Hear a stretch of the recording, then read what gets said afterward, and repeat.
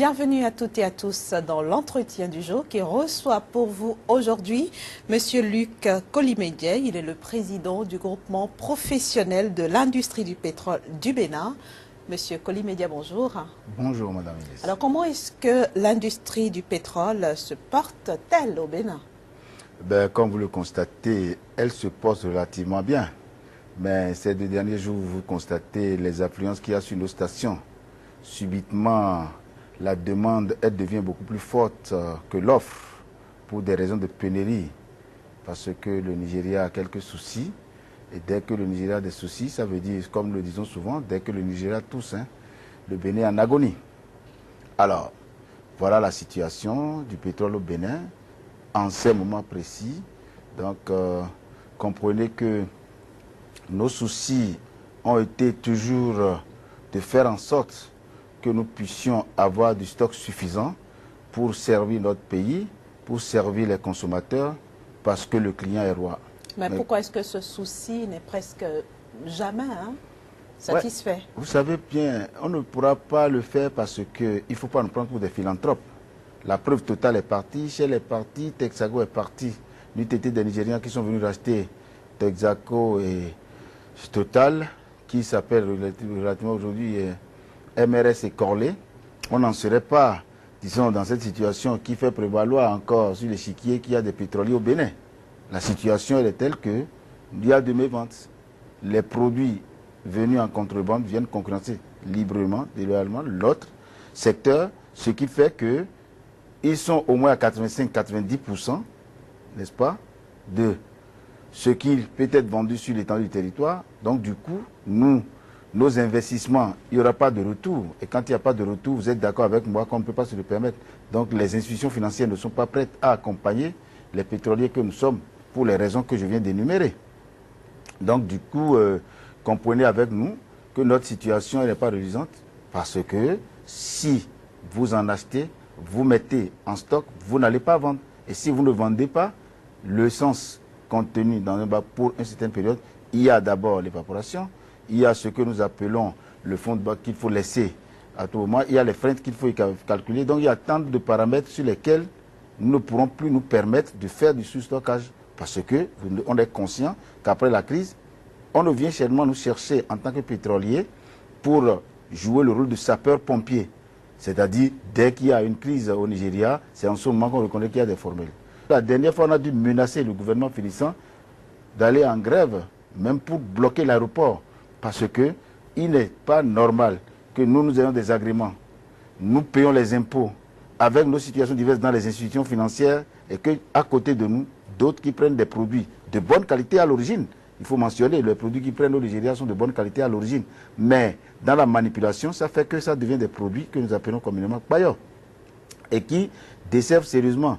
Et dans la mentalité aussi, ça il ne faut pas qu'on le perde de vue. Les gens pensent que quand on va à la station, la quantité que l'on reçoit là-bas est inférieure que ce que nous avons dans les rues, d'une part, et d'autre part que la qualité qui est dans la rue, ça leur fait plus de bien dans leur moteur parce que ça dure plus, ce qui n'est pas vrai. Tout cela n'est pas vrai. Donc le monde du pétrole, en un mot, se pose relativement, comme je l'ai dit, parce qu'aujourd'hui au moins, c'est nous qui servons le gasoil, le jet à l'aéroport et les lubrifiants. Nous sommes aussi passés en contrebande de lubrifiants, ainsi de suite. Donc le monde se porte relativement bien. Je ne dirais pas très mal, mais ça ne va pas. Ça ne va pas et il va falloir que les autorités s'asseyent avec nous et que nous cherchions aujourd'hui les voies de sortie honorables à la situation qui nous est faite. En attendant, M. Kolimédié, d'en arriver aux solutions pour juguler la crise que vous traversez actuellement, parlez-nous un peu de cette pénurie qui est devenue quand même très récurrente dans le pays. Vous l'aviez dit tantôt, quand le Nigeria tousse, c'est le Bénin qui est en agonie. Pourquoi cette dépendance du Bénin par rapport au Nigeria? Cette dépendance, vous voyez, la population du Bénin aujourd'hui, on est environ à 10 millions. Tandis que Lagos seuls, ils sont dans l'ordre de 20 millions. Je dis bien juste Lagos. Donc comprenez. Alors, quand les gens vont chercher des produits dans les dépôts au Nigeria, une bonne partie de ces produits qui doivent être mis sur les stations au Nigeria rentrent d'une manière frauduleuse sur notre territoire. Ce qui fait que, avec le nouveau gouvernement, ils sont en train de prendre des dispositions pour voir un peu plus clair dans la situation. Ils sont allés drainer près de 200 milliards d'euros, tout d'éléments de dollars, tout d'éléments de Dubaï, je veux dire le nouveau gouvernement. Donc du coup, il y a quand même un système qui permet de revoir un peu plus de près dans la marmite de ce qui se passe. Alors, vous savez, dès qu'il y a ça, voilà, en voulant corriger, il y a ceux qui doivent faire des crocs en jambes, que vous vouliez ou non. Parce que désormais, les camions vont au dépôt, à peine on les serre, ou bien il y a une certaine lenteur, il y a ceux qui veulent, ceux qui ne veulent pas. Et vous savez souvent, ceux qui veulent sont souvent plus nombreux que ceux qui ne veulent pas. Eh bien, comme ce sont eux qui sont installés, tapis dans les rangs, ils arrivent à faire freiner un certain nombre de choses. Donc du coup, aujourd'hui, au Nigeria, même si le produit il est là, on va le chercher, tu le trouveras chargé avec une certaine lenteur, comme je l'ai dit. Au bout du rouleau, ce qui se passe est tout simple, pénurie artificielle ou réelle. Ce qui est sûr, s'il y a une situation du genre au Nigeria où ils ont des difficultés, systématiquement ça se répercute sur nous. Et c'est pour cette raison qu'on avait toujours suggéré que le monde du pétrole, le produit étant stratégique, il n'est pas normal qu'on soit dépendant d'un système que nous ne contrôlons pas. Parce que nous ne contrôlons pas le Nigeria. Je suis heureux qu'aujourd'hui, à la tête de l'État béninois, il y a un opérateur économique averti. Je suis sûr qu'il va s'asseoir et discuter avec nous. Et avec ceux-là que nous appelons les informels, nous allons chercher une solution pour pouvoir les réinsérer dans les rangs et gérer ensemble le monde du pétrole au Bénin au lieu qu'il y ait 2 poids, 2 mesures. Nous, il faut importer nécessairement par la mer. Il faut payer les taxes. Il faut avoir des employés à charge, leur payer tout ce qu'il faut, n'est-ce pas? Par contre, à côté, ceux-là, ils sont tellement bien servis par rapport à nous qui constituons le formel. Alors donc, vous comprenez avec nous que nous devons chercher ensemble une solution qui puisse permettre de juguler la crise. Monsieur Kolimédje, le docteur Boniaï, durant tout son mandat, a quand même lutté contre l'informel dans ce secteur-là. Ça n'a pas donné. Pourquoi pensez-vous qu'aujourd'hui ça peut changer avec le nouveau président de la République du Bénin? Non, la raison elle est simple. Il ne faut pas aller en guerre contre quelque chose qui existait il y a tant d'années avec des armes. Il faut aller plutôt par l'étape de persuasion. Il faut discuter. Vous voulez dire que la méthode n'était pas la bonne? La méthode n'était pas du tout adéquate. La méthode n'était pas bonne. Comment aurait-il fallu agir? Si le gouvernement d'alors s'était assis avec nous, au vu des propositions qu'on avait faites, on n'en serait point là. Nous avions dit, il faudrait que nous mettions en place une structure qui puisse permettre aux pétroliers que nous sommes, quand on a les produits à de très bons prix, nous l'avons d'ailleurs, que l'État réduise ses taxes. Première chose. Comme ça, on pourra concurrencer facilement. Vous parlez du secteur formel. Oui, c'est-à-dire on réduit les taxes. Une fois que les taxes sont réduites, après une étude, parce que nous allons aller dans le sens de volume. Le gros volume permettra, n'est-ce pas, au lieu d'attendre de gagner une taxe de 10 francs ou de 5 francs sur 10 000 litres, même si c'est une taxe de 5 francs sur 5 millions de litres, sur 10 millions de litres, voire 100 millions de litres, voyez à peu près ce que ça donne. Ça va se faire. Parce qu'en 2 jours, quand il y a crise, toutes nos stations, on met à rude épreuve les pompes, les pompistes et les groupes électrogènes. Donc par les temps de délestage qui courent. Donc vous comprenez. Mais si en temps, on avait été prévoyant, parce que gouverner c'est prévoir, dès qu'il y a cette crise, on pourra s'en sortir. Je suis peiné d'entendre des responsables à des niveaux qui puissent permettre de se dire non, chacun a son couloir, on est dans un monde. Nous devons sortir du monde du pétrole, langage politique. Parce que c'est ça qui fait le problème en fait. Le langage politique doit sortir complètement du monde du pétrole. Et tant que nous n'allons pas sortir le langage politique et nous allons faire la politique politicienne, nous resterons toujours à la même étape. Mais si nous voulons aller de l'avant, on sort du monde politique, le langage pétrolier. Que les politiques ne maîtrisent pas votre Justement, langage. Parce que notre langage ne peut être maîtrisé par les politiques que si seulement si ils s'y donnent. Parce que on ne peut pas se lever un matin et devenir pétrolier. Il faut avoir fait du chemin.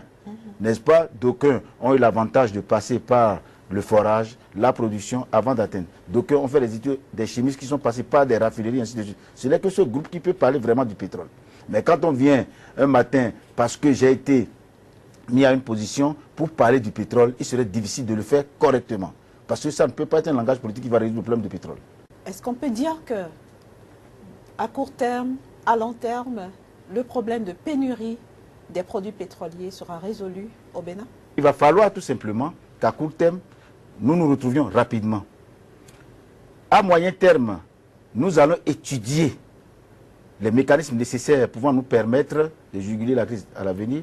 Et à long terme, tout le monde ensemble, et on va réduire sensiblement l'entrée des produits frauduleux. Et si même ça doit y en avoir et que si on devrait en avoir dans le pays, on fait en sorte que, tout au moins au niveau des taxes, nous soyons regardants et qu'on voit ce qu'on peut faire pour qu'on soit vraiment compétitif. Parce qu'au fond, à l'achat, nous, nos produits, quand on l'achète, il n'est pas dit qu'il est beaucoup plus cher que ceux qui viennent vendre. Mais c'est les taxes qui font que nous sommes obligés, pour répondre aux injonctions de l'État, aux obligations à nous imposer, nous sommes obligés. Parce que c'est l'État qui fixe le prix de toute façon. Ben oui, c'est l'État qui fixe le prix. C'est l'État qui fixe le prix à partir d'un certain nombre d'éléments. Parce qu'il y a une structure internationale.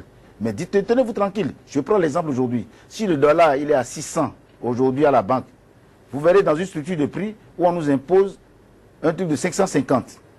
Alors, 550, vous voyez, l'écart est déjà 50. Généralement, c'est beaucoup plus que ça. Mais si l'écart est si grand et que vous avez $1 million à payer, $1 million à payer avec un écart de 30, 30 fois 1 million, vous voyez déjà ce que ça fait. Ça fait 30 millions du coup que vous n'arrivez pas à assumer et aucune banque n'est prête à vous laisser parce que l'État a fixé un prix qui ne concorde pas avec la réalité, et ainsi de suite. Nous, on a cherché plusieurs fois déjà à être membre de cette commission. On a fait feu de tout bois, mais à peine on a été écouté. On se demande, mais finalement, ceux qui ont l'agrément, est-ce eux qu'il faut considérer ou c'est plutôt ceux qui font de la contrebande qu'il faut considérer? Quand tu y vas, on t'écoute, vous discutez, vous faites tout ce que vous avez fait. Mais quand vous vous retirez par la suite, ce n'est pas ça. Hein. Dernière question, si je peux me permettre. Nous avons vu des mini-stations au Bénin ouvrir et fermer quelque temps après parce que justement la concurrence du Bayo est très féroce. Est-ce que vous croyez comme certains que la meilleure chose à faire c'est de supprimer carrément l'informel au Bénin ou vous pensez que le mieux ce serait de mieux organiser le secteur pour en profiter? Moi je crois que l'informel rentre frauduleusement dans le pays alors qu'on a la douane. Le formel rentre régulièrement, officiellement dans le pays. Parfois, c'est avec la complicité. Donc, mais voilà, donc avec la complicité, il suffit qu'aujourd'hui, comme je le dis, qu'on s'asseye. Il ne serait plus possible aujourd'hui de dire, nous allons mettre tel paillot, le paillot ne va plus venir au Bénin, ça va être relativement utopique, difficile. Voilà. Nous ne voulons pas être, disons, hypocrites devant ce que nous disons. Nous aimons parler en responsable.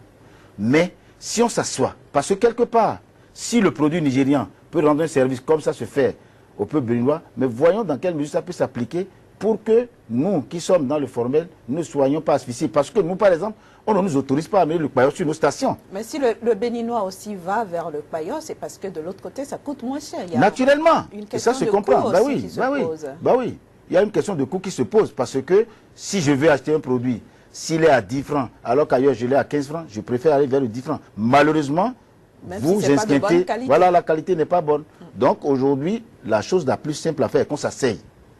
Nous le demandons avec insistance. Nous devons nous asseoir autour d'une table au Bénin pour définir les règles dans le monde du pétrole et nous organiser pour empêcher le pire. Parce que le jour, nous, on s'apprête à le faire, ils seront en pénurie et nous allons fermer les stations ici. Et on verra l'effet que ça va donner.